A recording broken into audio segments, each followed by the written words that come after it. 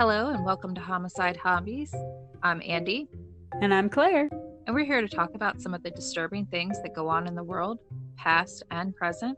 We feel like not knowing doesn't mean the crazy doesn't exist. So we're going to scar you with the knowing. Enjoy. So, what do you got for us today, Claire? So as always, before we get started, I'm going to give you 3 clues, and you are going to have to guess where today's story takes place. No Googling, no phones, no bird identification apps. Are you going to do your shady shit where you tell me all 3 real quick and then you're like, you give me one guess and you're like, nope, you got it wrong. Use a giant loser. Haha. And then tell me, or are you going to let me guess with each clue? I don't know. I didn't plan that far ahead, so we'll see how it goes. What? But it's going to be the honor system, so I'm going to assume you're not going to do any Googling. I don't appreciate that. Your first clue. This state's official bird is the northern mockingbird, which fittingly is also the state bird for 4 other states, because it apparently has no exclusivity issues. Kind of like the cardinal. Mm-hmm. I have no idea. See, this is why I tell you all 3 clues all at once, just so we're clear. Anyway, your second one. This state has its own legendary soft drink, Dr. Pepper. And locals will fight you if you act like it's just spicy Coke. Texas? And also, the other reason I give you all 3 clues is because you done ruined it and I had a third one. How'd I ruin it? Because you guessed it right. I got it right! You sure done diddly did. So Texas, for whatever reason, is where It's where made all the stuff everything? is? Yes. Well, turns out everything's bigger in Texas. So is the crime. Dun dun dun.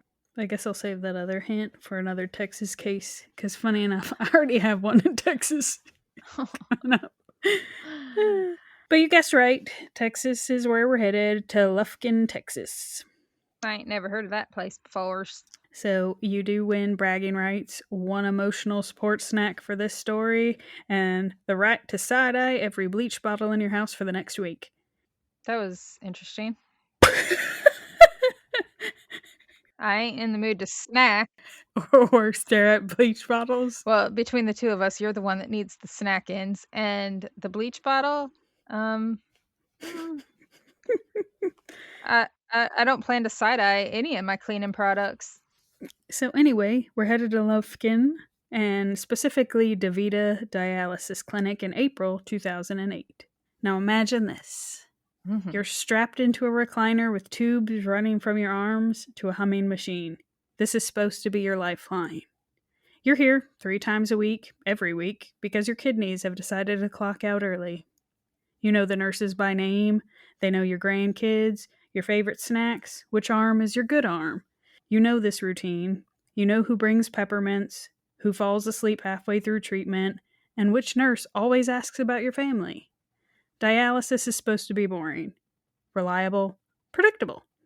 Today feels off. The nurse who usually jokes with you seems in a hurry. She leans over your line with a syringe in her hand. Not unusual, but the liquid inside is. It isn't medicine. And the second that syringe touches the line, a burning sensation shoots through your chest. Your heartbeat becomes chaotic. Your ears ring. You can't catch your breath. Your vision tunnels. You try to say, "What did you give me?" You're not thinking heart attack. You're thinking one word. Help. But the nurse who just injected your line is already walking away. But your heart is already losing the fight. And unfortunately, that was the case in one small East Texas clinic. In just a single month in 2008, 5 dialysis patients died and several more nearly did. It wasn't a bad batch of medicine. It wasn't a random equipment failure. Investigators would come to believe someone inside the clinic was poisoning the most vulnerable people in the room with bleach. Oh. And the common denominator every single time was one nurse. Today's piece of shit, I give you Kimberly Saenz. You like them cases with the nurses. I don't like them, but it certainly makes you question medical fields. Is she going to be out with all her glory too? Shut up. Hey, I forget what we were watching one time, and somebody did the whole... Actually, I think it was Cat Williams, because he said, "There I was in all my glory." And I was like, thank you.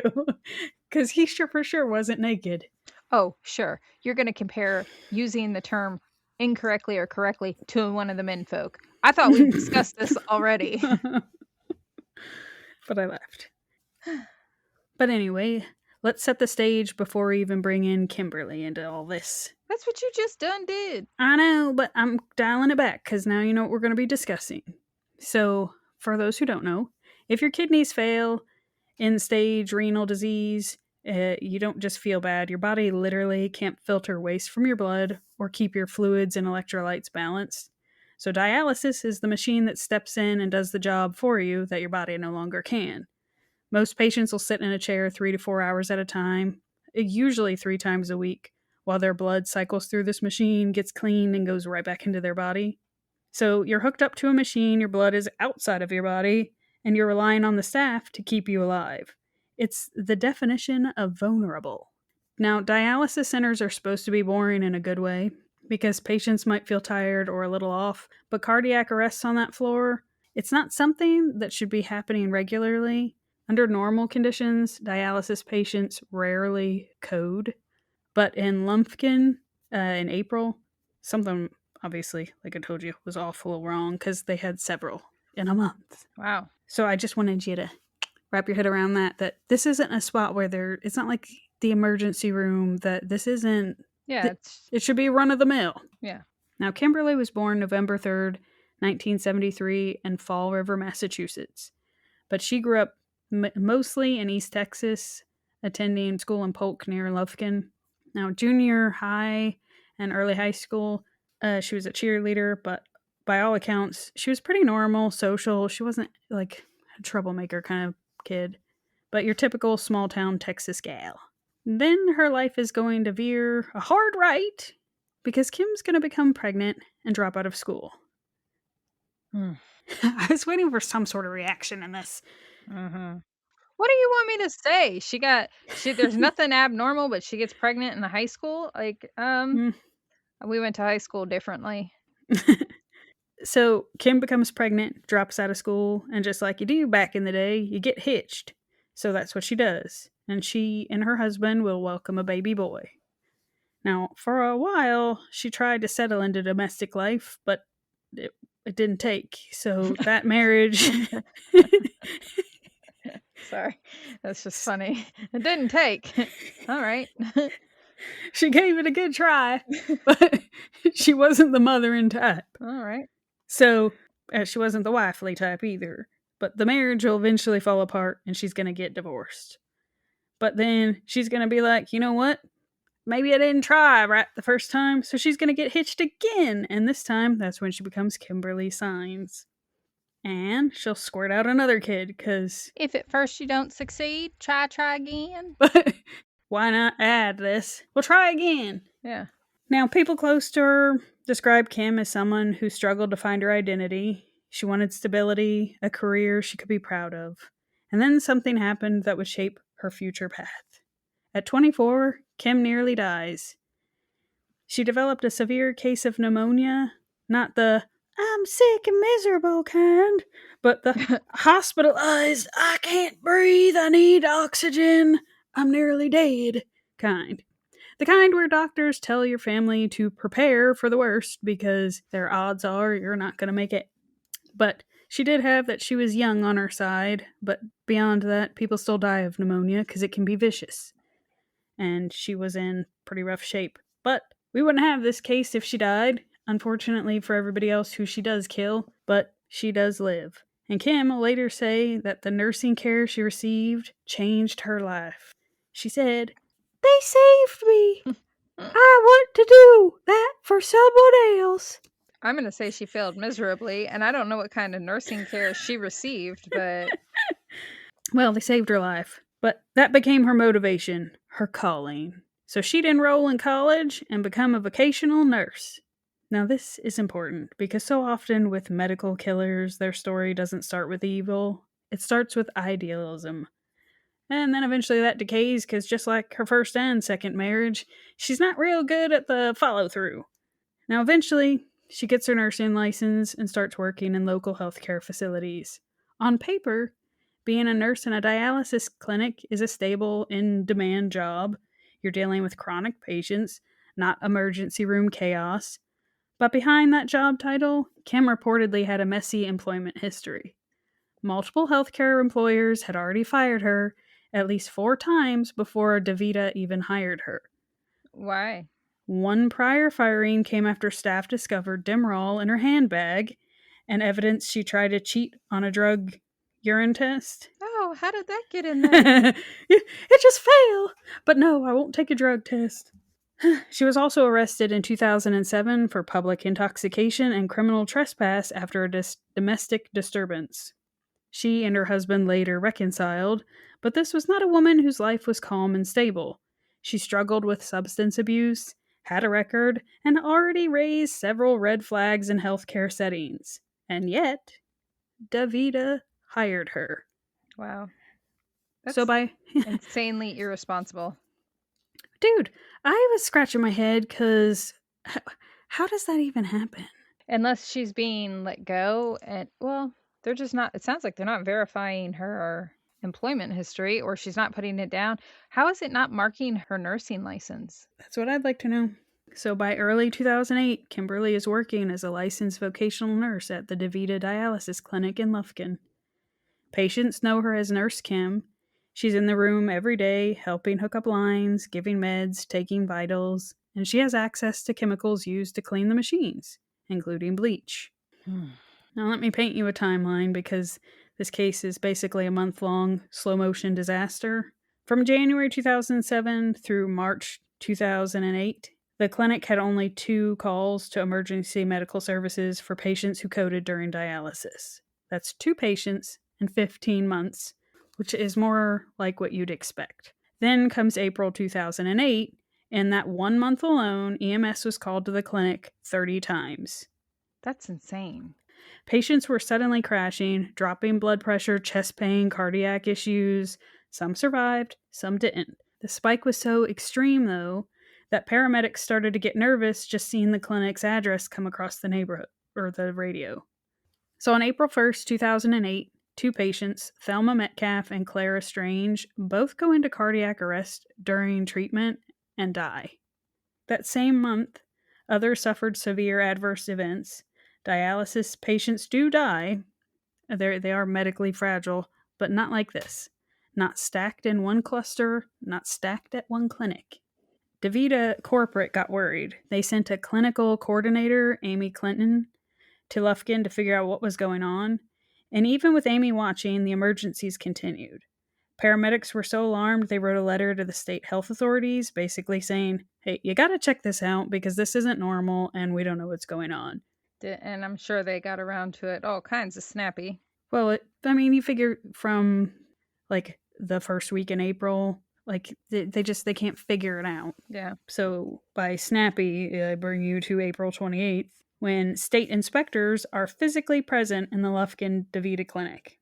They're there because of that paramedic letter and the weird spike in medical emergencies. That same day, more patients suddenly crash. 2 more women, Marva Roan and Carolyn Ringsler, suffer dangerous drops in blood pressure while on dialysis. They're fighting for their lives right in front of the inspectors. But this time, someone actually sees something. 2 other patients, Linda Hall and Lorraine Hamilton, are later going to testify that they saw Nurse Kim use a syringe to draw liquid from a cleaning bucket, then inject that fluid into the other patient's dialysis line. She wasn't even trying to hide it. That fluid was bleach. My God. Imagine being hooked up to your own dialysis machine and watching your nurse pull something out of a bleach bucket with a syringe and then push it into a line going directly into someone's bloodstream. I'd give her a hi-ya. Tell me you pictured I did, the little bat from Anastasia. Have you watched that movie recently for how much you've been referencing it? I haven't, actually. I feel like you guys need to. Sorry, continue. Well, so since now we have people who saw Kim doing something questionable, coordinator Amy Clinton confronts Kim. She wanders over there and asks Kim what she's doing with bleach in a syringe anyway. And Kim's like, I'm cleaning. Oh. And she's just using a syringe to measure the bleach out more accurately. All right. That's the stupidest excuse I've ever heard, ever. Not only that, it's also not part of DaVita's policy that you don't draw up cleaning products to obviously they use bleach to clean machines. That's not, I mean, that's why they have bleach in the building, because you have to clean between patients. But you don't draw it up with a syringe. Not to sound stupid, but when I worked in the nursing home, we didn't really clean anything. It was the maintenance and the housekeeping that would come up and disinfect and stuff. So I know I didn't do the dialysis machines, but it seems weird that the nurses would be handling bleach to begin with. Well, I feel like that was what the alarming. I feel like if you had to clean something, you have cleaners available to you Mm, rather than you know, that if it's yeah. a downtime and you could be doing something. I don't know, but regardless, it's just they have measuring containers for any of the cleaners. You don't use the syringes, and even if, let's pretend that was a thing, it's not going to be going anywhere near active patient lines. Yeah. So the inspectors and clinic staff will test the bucket and the syringe Kim had been using. Both have bleach in it. So next stop is they're going to call the police. The clinic is shut down for the next 2 months while investigation starts. Kim is fired the very next day, and eventually her nursing license will finally be suspended. Finally. What investigators don't yet fully know is that this is likely not just one weird day. This has been building all month, so they're gonna really dive in. But before we dive too deep in what they're about to do, I want to pause and talk to you about some of the people who's, up to this point, have already passed. They were older, medically fragile, but living lives that still mattered. They had families who rearranged their entire schedules around dialysis days. These are people who trusted the clinic to keep them safe. And I kind of just want to pause to honor the 5 patients whose names became headlines and the other victims who survived but carried the trauma. So we have Clara Strange. Now, Clara was really sweet. She was known for bringing cookies to the clinic staff. She loved to chat and was considered sweet as pie. And then, just like you would expect, her death is going to devastate her family. She wasn't supposed to die on dialysis. No, it's super messed up. Then we have Thelma Metcalf. Her daughter described her as the glue that held her family together, which I felt extra sad for. I mean, it's sad all the way around because it's so fucked up. But, like, the person who was the hub of the family. Yeah. Then we have Garland Kelly. Well, he was a Vietnam veteran, quiet but kind. He was finally hopeful after years of complications. I think it's extra sad when the military fellers survive War? war. Yeah, just to be taken out And then by. he's taken out by a bitch with bleach? And I'm pretty sure your last nurse annihilator lady, she took Well, she out. worked at the VA. Yeah. And then we have Cora Bryant. Cora was a grandmother who never missed anyone's birthday. She always picked the recliner closest to the window so she could watch the birds during her dialysis. And then we have Opal Few.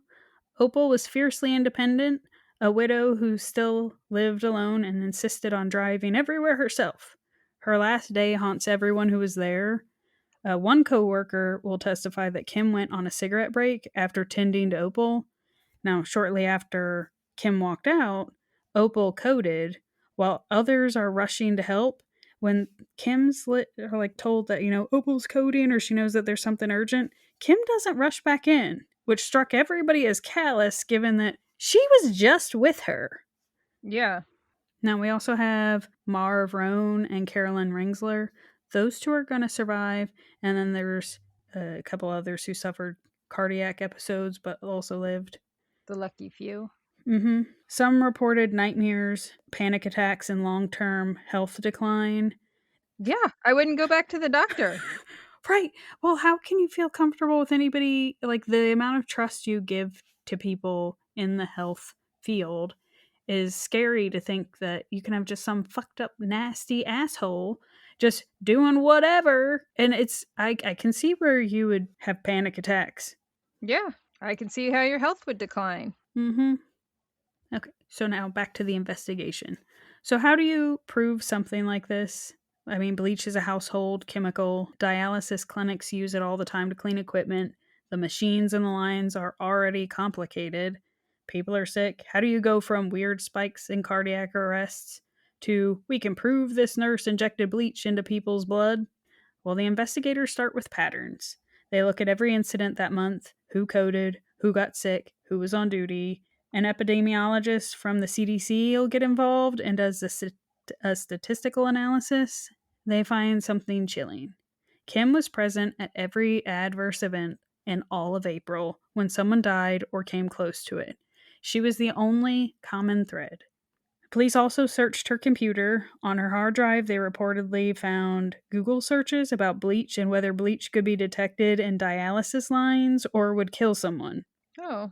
And that's not the kind of thing you Google if you're just a very enthusiastic cleaner. No, you sure don't. And then there's the forensic science twist. At that time, there wasn't a standard lab test for, does this person have bleach in their bloodstream? You can't just send blood to the lab and ask for a bleach panel. But investigators connect with Mark Sikaski, an analytical chemist and bioterrorism expert, who's been working on a test, it's a big word, but it does an amino acid thing that forms when human tissue is exposed to chlorinating agents like bleach. So basically, your blood does a thing, and he's figured out a way to test it based on what was in it. And that's the real dumbed down version of what he did. He's real smart. So he analyzes samples from several of the Lufkin dialysis patients. In 9 of those samples, he finds strong little peaks of whatever he's looking for. Basically, fingerprint evidence that these people's bodies had been exposed to bleach in a way that fits injecting it into their bloodstream. Not normal external cleaning. They didn't brush against something that had bleach on it and suddenly their blood turned.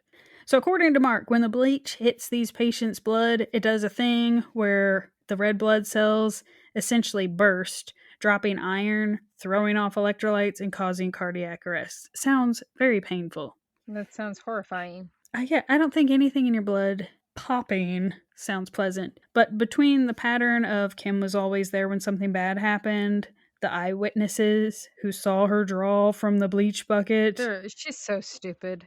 like the positive bleach tests on the syringes. And by the way, they pulled thousands and tested syringes. And they also had the scientific proof from that Mark Feller's testing. So investigators start to feel like they can actually stick this to her because they've got tons of evidence. They're going to stick the needle in her. Yeah. So they ultimately are going to charge her for 5 counts of capital murder and multiple counts of aggravated assault based on a total of 10 highlighted patients. 5 that were killed, 5 that were injured.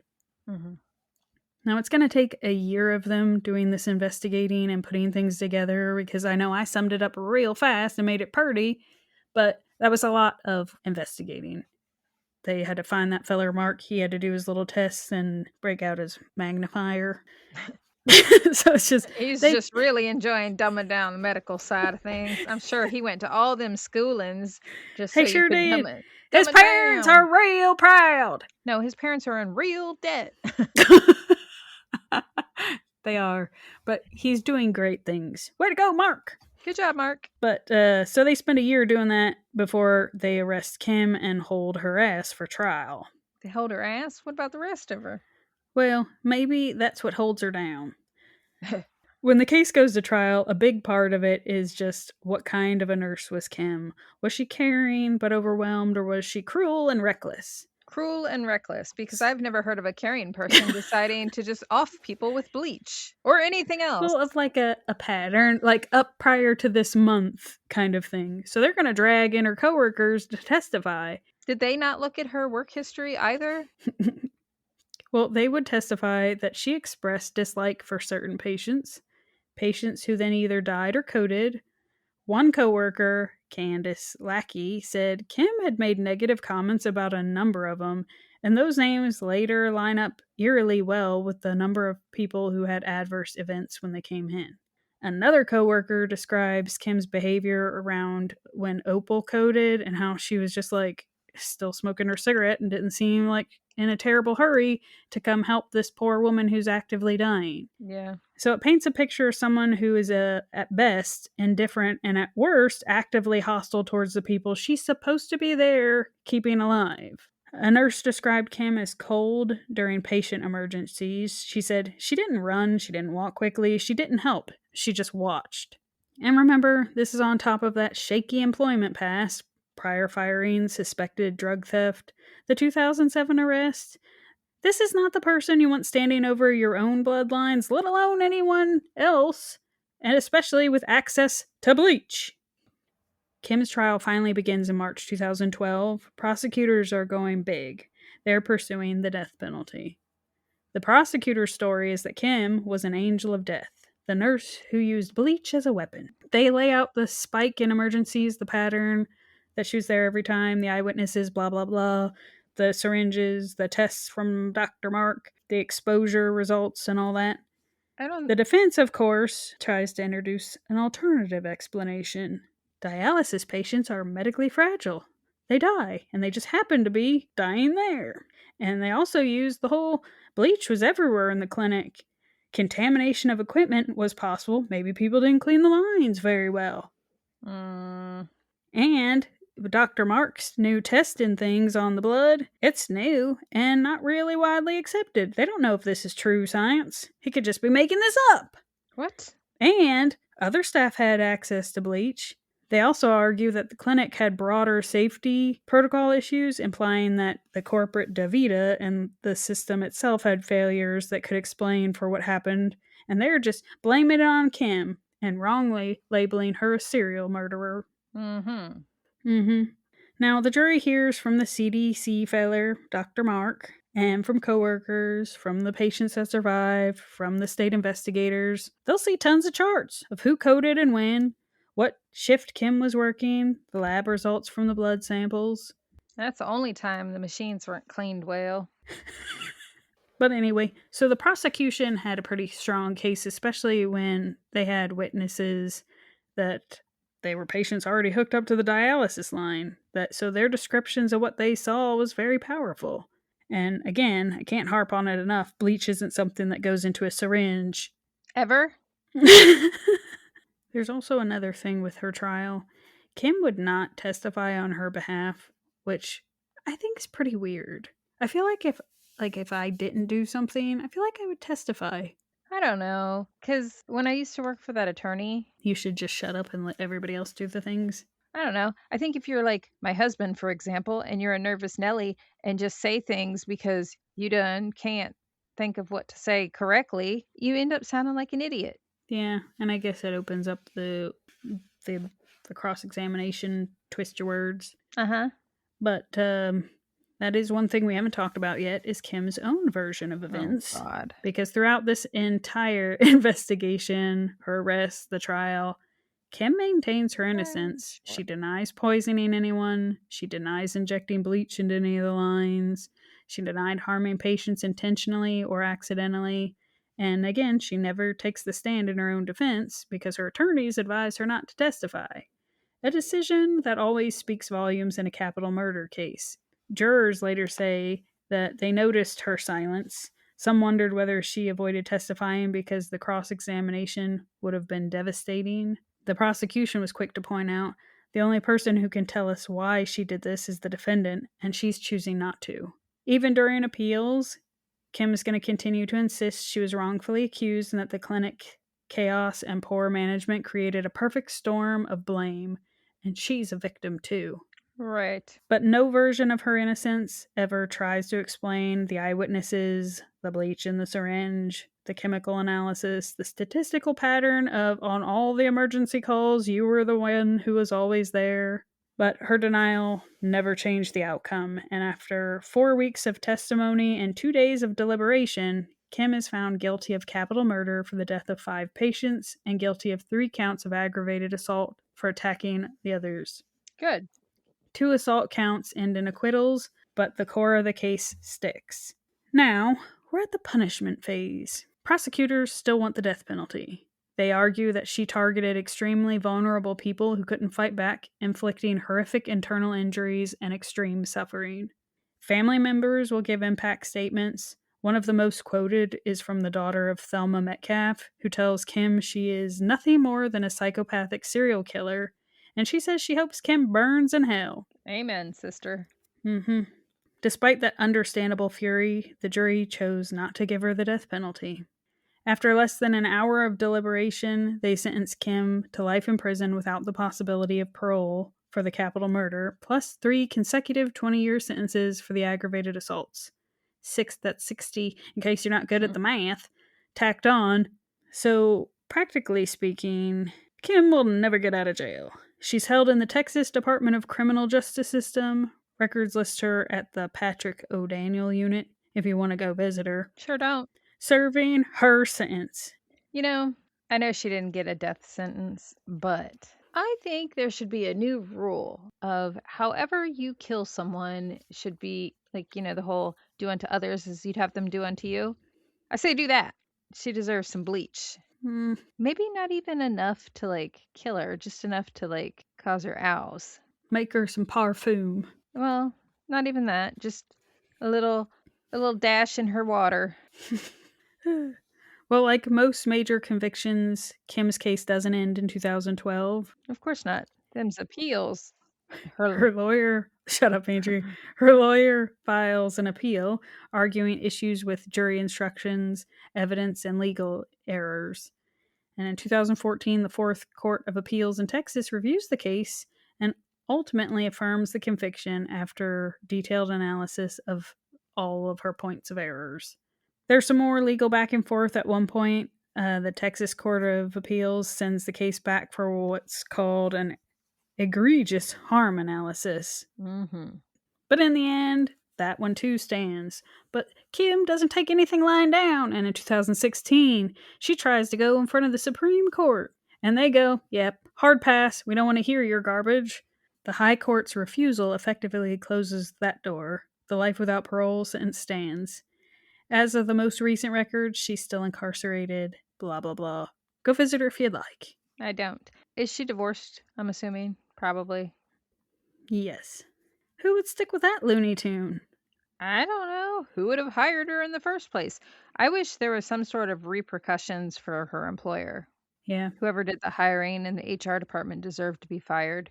Whoever was supposed to verify her credentials. Or if they did and it wasn't reported, any of her shenanigans from elsewhere, then those people, somebody should be held accountable other than just her murderous ass. Like, what's the point in holding people being able to report something like that if you're not going to do it and just send them on to be somebody else's problem? You know what I mean? Yeah. People are disgusting. What are you doing now? You made me curious. They did bring wrongful death suits against the clinic. Did they win? I hope. It looks like they settled Has to avoid a trial. So a private settlement. because they were guilty. Somebody did not do their job. And, like, it's so sad. Well, it is really sad. Because it's like these old ladies. And man. But, you know, it kind of reminded me of that other one where the lady, like, laid on her children to kill them. Yeah. That, like, I just think some people are just cracked. That, like, these were bad apples. What was the verbiage on that one? I can't remember. Not her fluff, but her folds. No, ew. No. Like she smothered them with her girth or something. Okay, it wasn't her girth. I forget what it was. Yeah, that's what I'm saying. I know it wasn't her, like, her it's not her mass. I can't remember what it was now. I found another case. I'm not going to do it, but it's a foster mom. She sat on a little boy. He was like elementary school age because she said he was having a fit. And she was a 300-pound lady and killed him. He's just a little foster child. Just next time Dave's acting up, I'm just going to smush him. Well, unfortunately for you, you don't have an ass big enough to smush him. He could just... but I could try. He could just... Hey, next time you visit, he's going to have bouts of pink eye. Oh. Tried to do the smushing. Different version of butterfly kisses. Run, Dave, run. I'm going to send him some safety goggles Ew. with little windshield wipers on them so they can be like, Disgusting. It's really bothering me. I can't remember what they said with her fat. No, I can't either. Yeah, well. I tried to look it up, and the foster kid, he was 10. It was in Indiana. Surprise, surprise.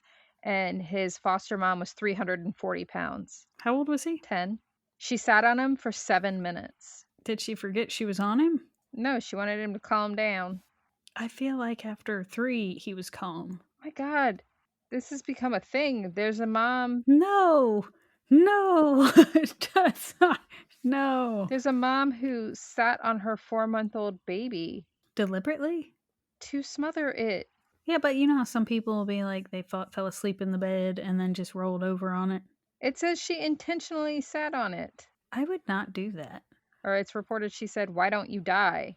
And then she... Who was there while she was sitting on the kid? I don't know. Nowadays, because this was a 2019 case, There was a camera? probably. The one with the foster boy, they were out front in the yard, and that was March of... Oh, God. They were out... It was March 2025. When I initially pictured when you said it, I just assumed he was on the couch and she just sat on him. No. But outside, he was smushed. Remember when Dad used to sit on us if we were on the couch? Yeah, the fart sofa. The fart couch. Yeah, but that wasn't like a punishment. I mean, it was, but it wasn't like a, I'll show you. That was more of a, he'd do the tickling, but it was less of a tickling and more of a jab. No, Dad used to just smush you and sit on you I because remember if he tickled me, my rib felt like it was snapped. No, that's because he tried to make his fingers touch.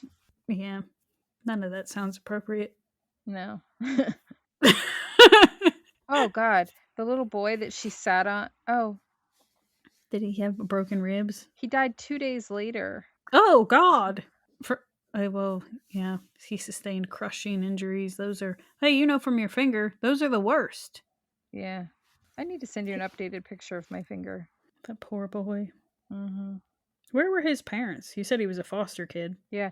And if I remember correctly, don't hold me to it, but if I remember it correctly, she'd only had him for, I'd say, not even a week. And there was like Ring cameras. I think they used her Ring camera to record. He was crying or like upset about something, but he wasn't really having like some sort of tantrum or fit. Her body slamming him and sitting on him was completely uncalled for. Not that it would ever be called for. Thanks for that. Jot that down. No bleach in the veins and no being sat on. Well, unless Dave requests it.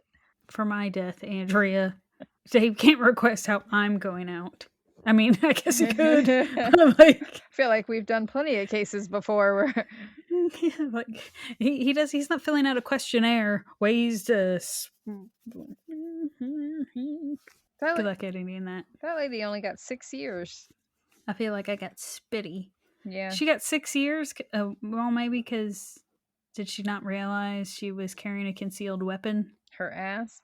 Dude, what is that case? Like, what is it that they... I know. Because you said girth and heft are the only 2 words that I can... I don't remember what that case is called. I feel like it was funny, so I named it that. I'm going to say it was probably in season 2. I'm scrolling through. You could have named it Weight of the World. Ugh. Anyway, you got anything else? If we have any fans that have actually listened to that case. It's called Bulk. Oh, yeah. Bulk. Yeah, because I remember that being really offensive, that the lady was armed with her bulk. What's the name of the episode? Bulky. Just so we're clear, Andrea named that. I've named all of them. It's season 1, episode 34. The audio's probably shit. Yeah. So there's your warning. But to those true fans, listeners, they can hear for the content rather than the quality. Martha Ann Johnson. Yeah. Murderous son bitch.